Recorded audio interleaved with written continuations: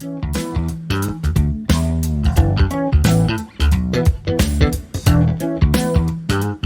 I'm Jackie Barker and welcome to Lydian.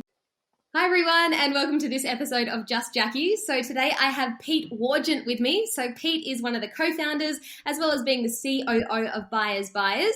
Plus he is one of the co-founders of Alan Wargent Property Buyers. He has also written 6 published investment books and I'm not done yet. He is also a regular on broadcast TV, radio and print media. So welcome Pete. Thanks, Jackie. That's an amazing build-up. So hopefully I live up to the billing. You sound like a busy man. I know you're gonna live up to it for sure. Very busy. Well, thank you so much for your time today. Yeah, pleasure. Yeah, I've done a fair bit over the years. When you put it like that, I've been around the traps for quite a long time now in financial services and as an author and doing the media and stuff. So yeah, built up a little portfolio of achievements over the past dozen years or so. Yeah, awesome. So my first question to you is, can you just tell us a little bit about yourself? So elaborate on who you are and what you do or what you do outside of work to begin with. Tell us a little bit about Pete. Yeah, so as you can hear, I'm an Anglo-Aussie. So I was born in Yorkshire in England in a city called Sheffield. Mm-hmm. Came to Australia originally. I came over here as a backpacker to play cricket at Waverley. So I was back in the 1990s.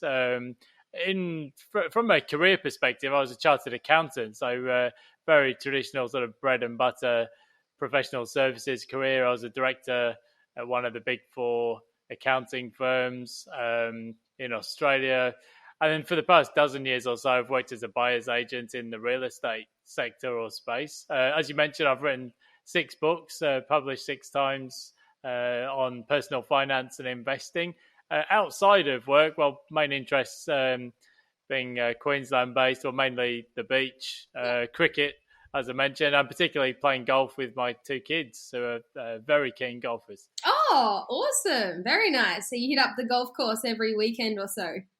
Well, we actually live at Noosa Springs, so we're on the 7th hole there. So if you ever play the 7th fairway at Noosa Springs and you hook one to the left, that'll be me on the veranda there getting cleaned up. So we do get the odd golf ball landing. So funny. All right, I'll keep that in mind next time I'm up in Noosa. And so can you tell us what your job, in your case, your jobs entail exactly?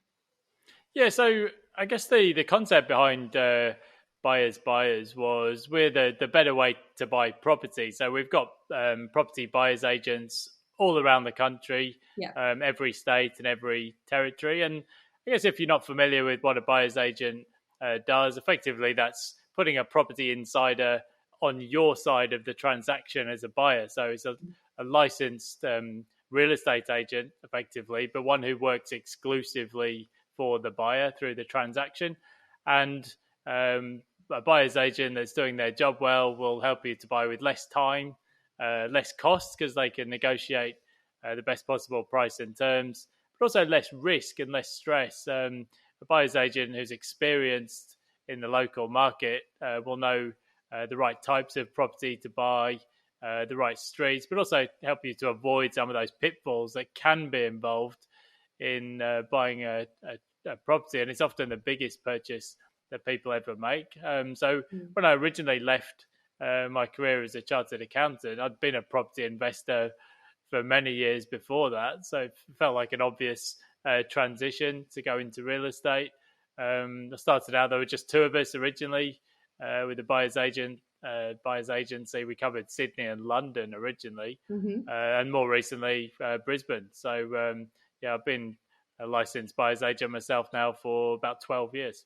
Awesome. I might have to hit you up for your Brisbane chapter. Yes, and actually we were Brisbane based for a number of years in New Farm, and it's a super part of the world and very popular housing market in recent times. I guess a lot of people have moved up from Sydney and Melbourne through the pandemic to southeast Queensland. So saw some figures yesterday from the ABS, actually over 5 years, more than 100,000 people have moved from other parts of Australia on a net basis to Queensland, and predominantly that coastal strip, I guess, between Noosa and the Tweed, including Greater Brisbane. So a very popular part of the country. Yeah, and I heard the place that got second for the biggest migration was Tasmania with 15,000. So that's a huge jump between what Southeast Queensland has copped, over 100,000, compared to Tassie with 15. It's very interesting, those numbers that came out.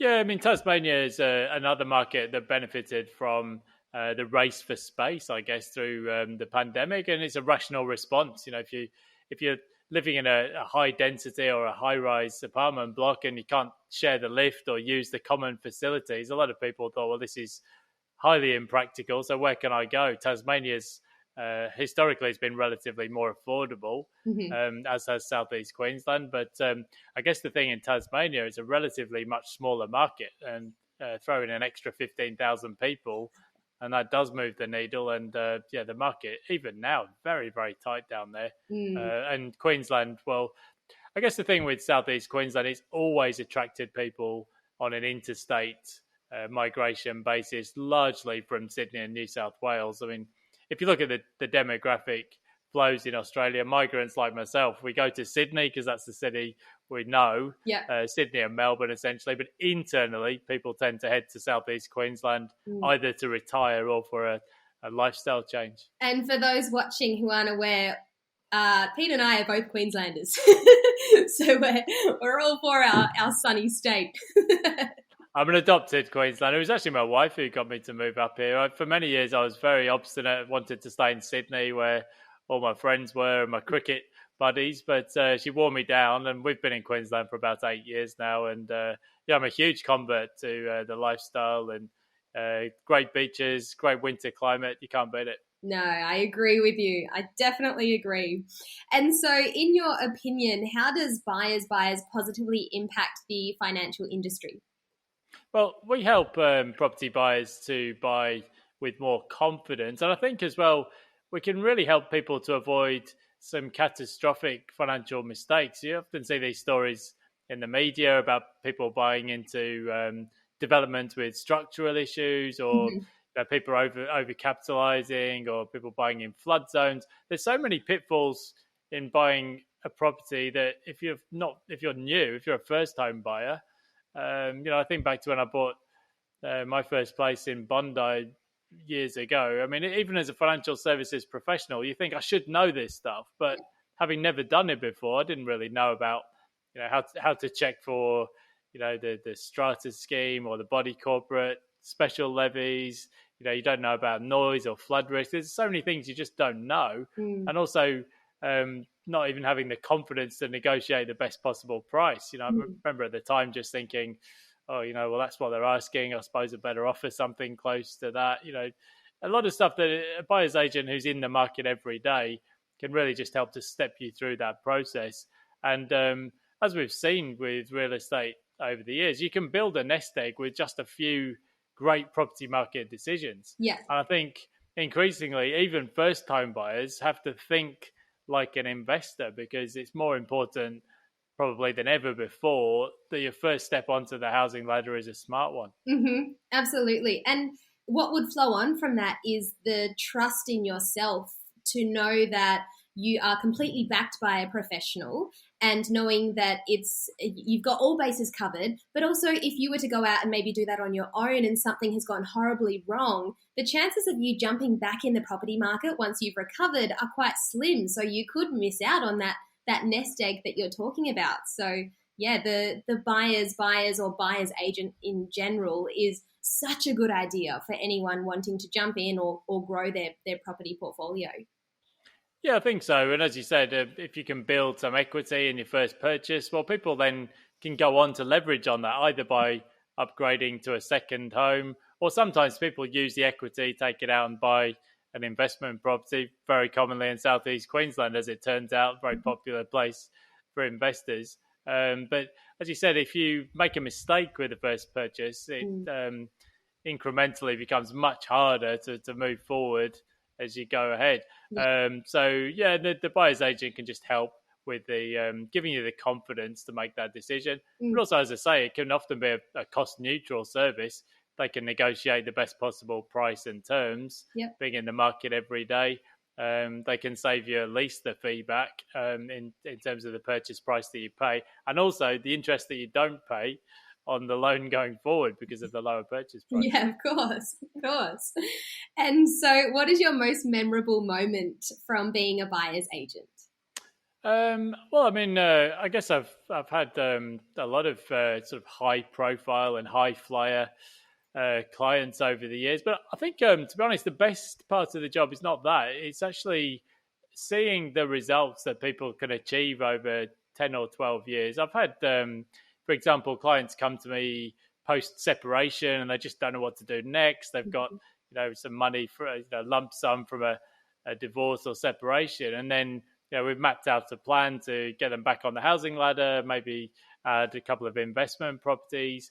And it's really, seeing people, set their family up financially for life and actually being able to share that journey from what is sometimes, rock bottom time of life for people going through a separation. And, statistically, most of us will have at least one de facto relationship these days, and most often more than one. So it's a common thing that we have to go through. And I think I think that, to be honest, the best thing about the job is actually sharing the journey with people, because you do get clients who, if they have a good result the first time they buy with you, they come back a second, third and fourth time. Of course. And just being able to look back and say, well, look how much we've achieved, even over say 10, 12 years. You can achieve a remarkable amount, and that's by far and away the best or most satisfying part of the job. It's like you're following them. You're part of their family then. You're following their journey for such a long time and seeing them grow.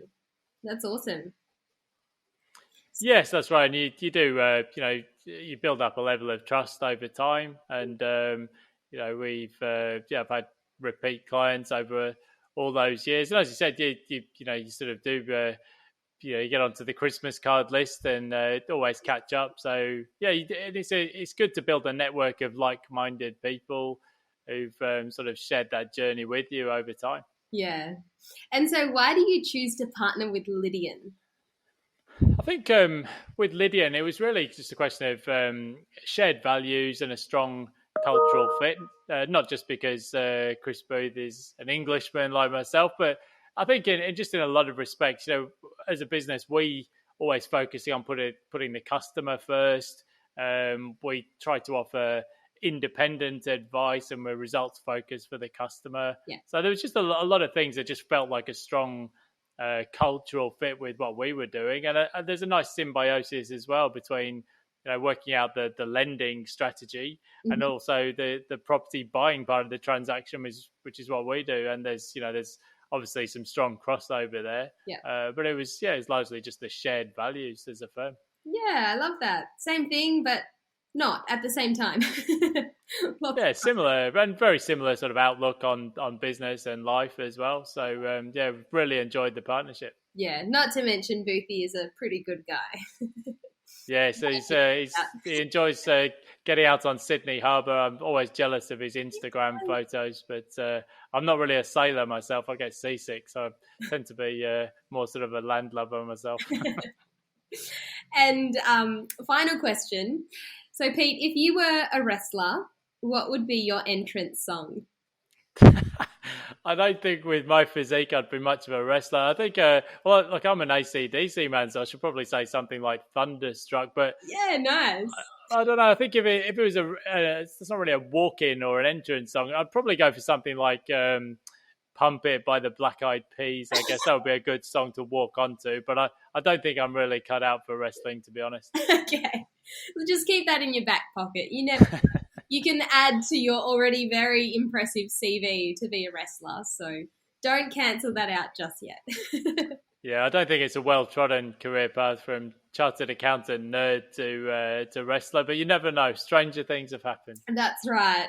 Well, Pete, thank you so much for your insight into who you are, but also your insight into being a buyer's agent. So interesting to hear your story. And thank you so much for your time today. It's been an absolute pleasure. Pleasure. Thanks, Jackie. Thanks, Pete. Bye. Bye.